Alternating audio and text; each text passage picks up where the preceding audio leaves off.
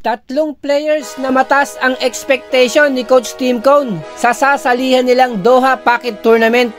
Kumusta po mga solid? Mistulang eksperimento ang gagawin ni Coach Tim Cone sa parating na Doha Pocket Tournament.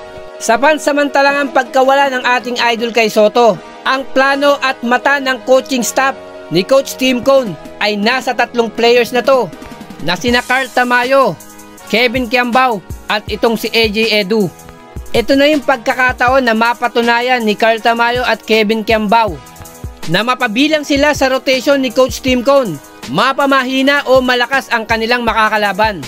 At yung kalakasan nila ngayon sa KBL, na ang malaking katanungan o question, madadala ba nila to sa mga FIBA tournaments?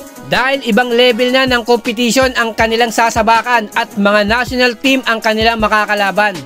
In short, siguradong gagamitin, susukatin ni Coach Tim Cone si Carl Tamayo at Kevin Kiambao sa mga laban against Lebanon, Egypt at ng host country Qatar. Ngunit mas magiging mabigat naman yung hamon kay AJ Edu dahil siya lang naman po ang pupuno sa pansamantalang naiwang pwesto ng ating idol kay Soto. Big revelation din to kay AJ Edu sapagkat ang purpose ngayon ni Coach Tim Cone kay AJ Edu ay maging isang complete big man na the same sa laruan ni Junmar Fajardo at ng ating idol kay Soto. Meaning lahat pwedeng ibigay, mapa-opensa o depensa. Pero yung talagang gustong palabasin ni Coach Tim Cone kay AJ Edu ay yung kanyang scoring ability.